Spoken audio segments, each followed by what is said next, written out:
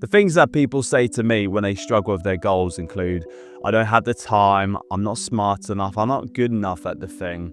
The thing is, what most people lack is a consistency of purpose. Think about the amount of times that you've been motivated to do something one moment and then the next you can't even bother to get yourself out of bed. It's just common sense that there's something which, with what you want, it doesn't correlate with what you're doing in the current moment. Most people set goals with the intention of not doing them. It just feels good to say a goal out loud and then have everyone go, oh wow, this is such an amazing thing you're doing. Think about the amounts of New Year's resolutions that you've set and personally failed. Most people don't break their goals down or even just fantasize with the fact that one day these goals will be a reality. And before you know it, it's another year that this goal goes unfulfilled. And that is a horrible feeling. So my advice in this situation is something very, very simple. You have to talk about your goals. You have to speak to people about what you're doing. You need to write it down. It can't be something that exists in your head, because like with anything, things drift in and out of there very quickly. So you want to make sure you're constantly reminding yourself that this goal is something that needs to happen. It's something that is a possibility, but you're obviously on your way to making it real. The whole idea behind this is creating an obsession, an addiction to this thing that you've got to get. And every day that you're not working on it, you have this sense of disappointment, and that almost burns the fire a little bit more.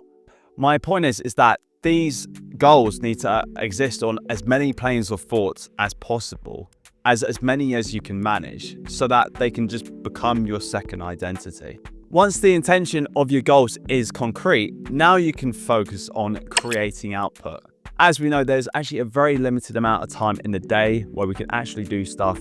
So this is where you have to make it count. There's this concept which is called eat the frog. Now, eat the frog is making sure that before you do anything at all, you make sure that your most hardcore, important priority is done first. No questions asked. When I was training as a boxer for my fights, I would do my long runs first thing in the morning before work had even started. In my current job as a property inspector, before I've even gone to work as well, I will actually just do 20 minutes of yoga in the morning. Anything that is a hard, instant activity that just gets you ready.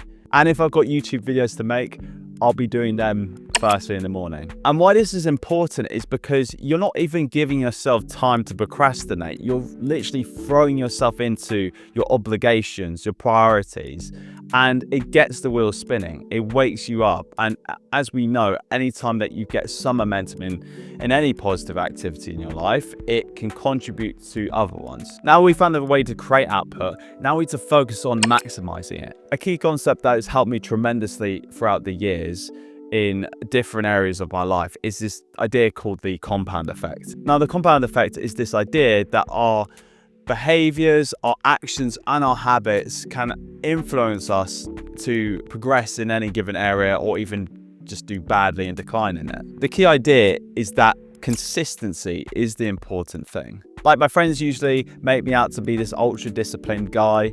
And I think this is down to the fact that most of the time I'm in quite lean shape. I'm actually quite physically active. And it's not because I'm going to the gym like a crazy amount of time a week. Like, even if I take time out of the gym and take a break from some like positive eating habits, I do actually find it quite easy to get back to my healthy lifestyle. The secret to anything and creating that momentum is just to keep doing it. Like, if you are going to the gym, you don't need to go every single day.